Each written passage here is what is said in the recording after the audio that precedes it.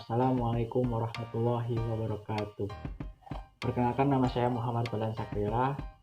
Sebelumnya saya ingin mengucapkan terima kasih kepada Bu Nina Jumala selaku pembimbing materi dan Bu Ana Merlina selaku pembimbing teknis dan Bapak Rahmat yang telah meluangkan waktunya untuk menonton video ini. Saya di sini akan memaparkan karya tulis matematika saya dengan judul korelasi total penjualan dengan pendapatan pabrik kaos kaki Desa Cikondang pada tahun 2019. Latar belakang saya memilih judul tersebut karena industri merupakan salah satu faktor terpenting dalam pembangunan ekonomi dan kemajuan suatu negara. Pembangunan industri merupakan pembangunan ekonomi jangka panjang untuk mencapai struktur ekonomi yang seimbang. Industri memiliki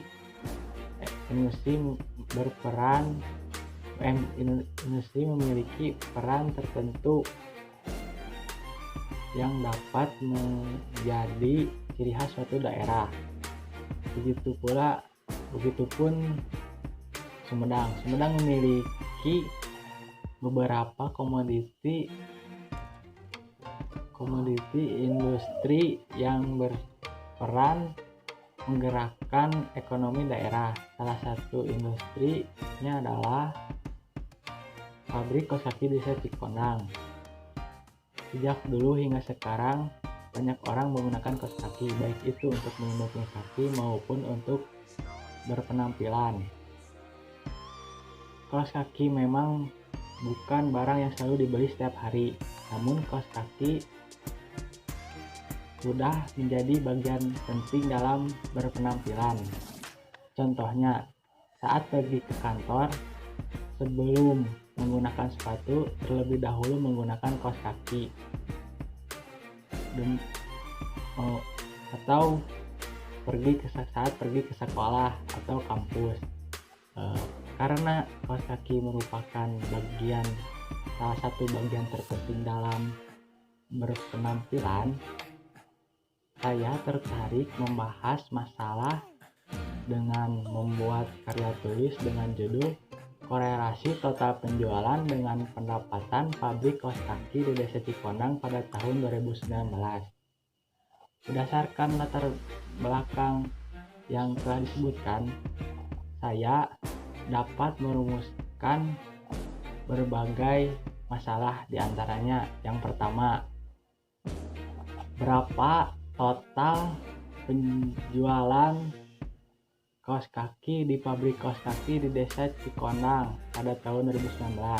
Yang kedua, bagaimana pendapatan pabrik kaos kaki Desa Cikondang pada tahun 2019.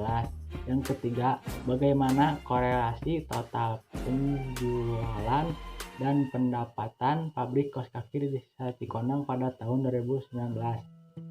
Adapun pembahasan dari rumusan masalah yang disebutkan tadi, untuk pembahasan yang pertama, berdasarkan hasil penelitian, saya memperoleh data penjualan kaos kaki di Desa Cikondang pada tahun 2019.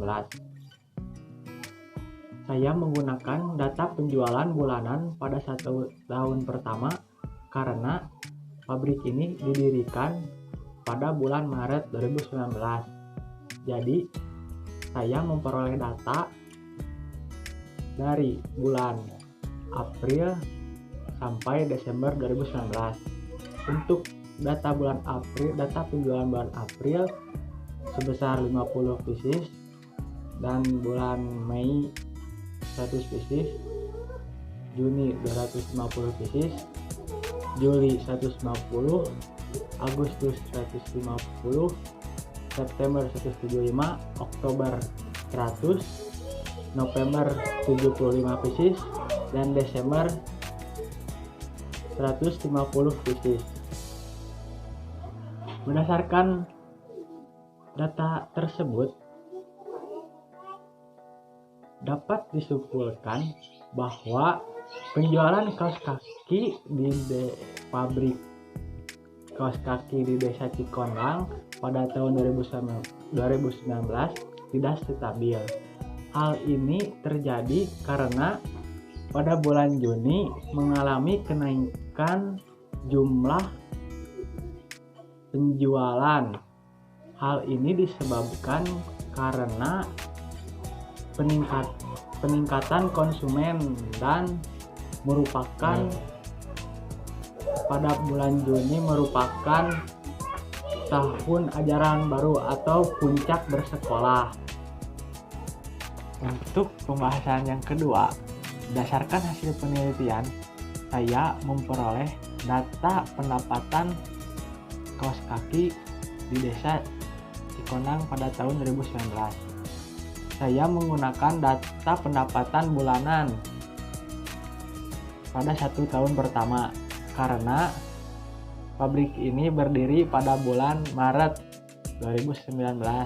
Jadi data yang saya peroleh dari bulan April sampai bulan Desember 2019. Untuk bulan April, pendapatan pabrik kaos kaki itu sebesar 375.000 dan untuk bulan Mei 560.000 dan untuk bulan Juni 1.400.000 dan untuk bulan Juli 840.000 dan bulan Agustus 840.000 dan bulan September 950.000, untuk Oktober 530.000, untuk November 420.000 dan untuk bulan Desember 780.000. Berdasarkan data tersebut, dapat saya simpulkan bahwa pendapatan pabrik kaos kaki di desa Cikonang pada tahun 2019 tidak stabil. Hal ini terjadi karena pada bulan Juli mengalami penurunan jumlah produksi karena minimnya konsumen dan serta mengalami kerusakan pada bagian mesin kaos kaki. Pembahasan yang ketiga yaitu untuk mengetahui bagaimana korelasi total penjualan dengan pendapatan pabrik kaos kaki di desa Cikonang pada tahun 2019, maka kita harus mencapai hubungan korelasinya terlebih dahulu. Data penjualan kaos kaki akan menjadi variabel X dan pendapatan kaos kaki menjadi variabel Y. Dari data yang diperoleh, selanjutnya akan dihitung jumlah seluruh variabel X atau sigma X, jumlah seluruh variabel Y atau sigma Y, jumlah perkalian antara masing-masing variabel X dan Y atau sigma XY, jumlah hasil kuadrat masing-masing variabel X atau sigma X kuadrat, dan jumlah hasil kuadrat masing-masing variabel Y atau sigma Y kuadrat. Berikut merupakan hasil dari sigma X, sigma Y, sigma XY, sigma X kuadrat, dan sigma Y kuadrat. Untuk hasil sigma X yaitu 1.200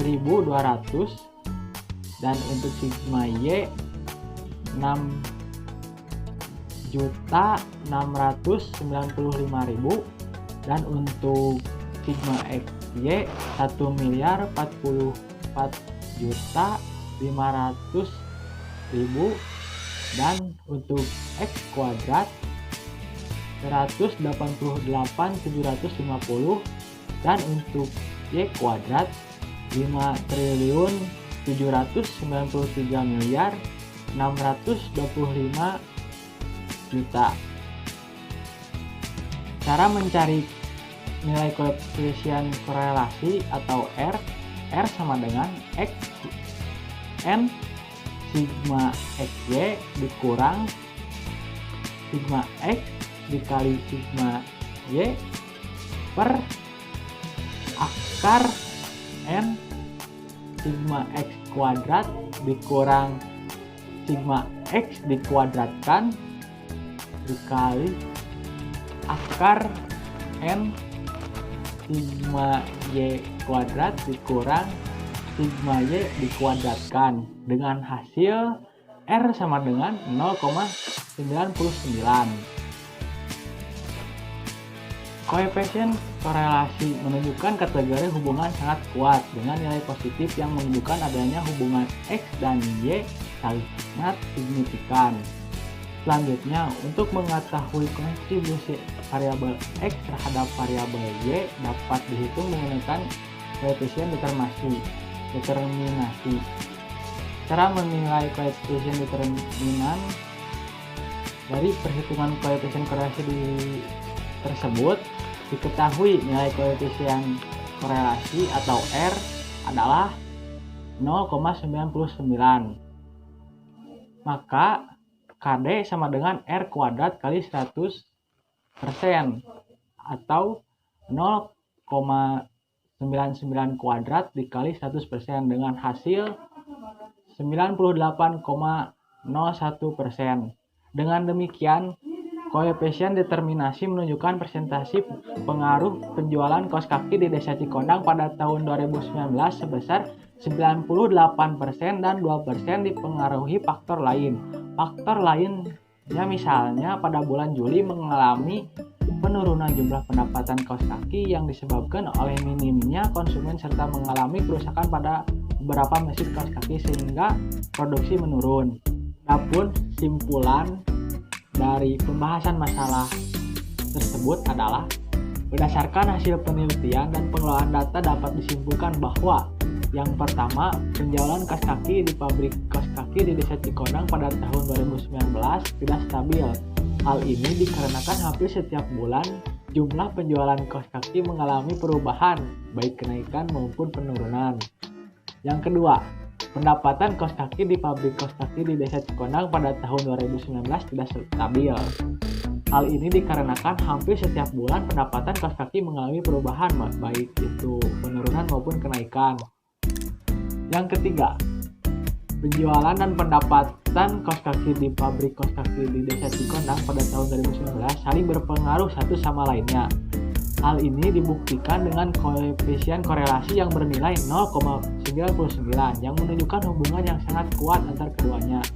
Dengan kontribusi antar variabel satu dengan variabel lainnya sebesar 98,01%. Adapun saran dari pembahasan masalah tersebut, berdasarkan hasil penelitian dan pengelolaan data yang telah dilakukan, saya memberi saran untuk yang pertama, pabrik kaos kaki di Desa Cikondang harus meningkatkan lagi strategi pemasarannya sehingga akan lebih banyak jumlah penjualan dan meningkatkan pendapatan pabrik. Yang kedua, pabrik kaos kaki di Desa Cikondang harus meningkatkan kualitas produk dan sumber daya manusia. Dan yang ketiga, siswa SMA Negeri 1 Sumedang yang akan mengambil karya tulis dengan mata pelajaran matematika dengan materi korelasi semoga dapat membuat lebih kreatif lagi dan bisa mendalami lagi materi tentang statistika ini. Cukup sekian yang dapat saya sampaikan. Mohon maaf bila video ini memiliki kekurangan dan kesalahan dalam pembuatannya. Saya ingin mengucapkan terima kasih kepada pihak-pihak yang membantu saya dalam menyusun karya tulis ini dan membuat video ini. Sekian dari saya. Wassalamualaikum warahmatullahi wabarakatuh.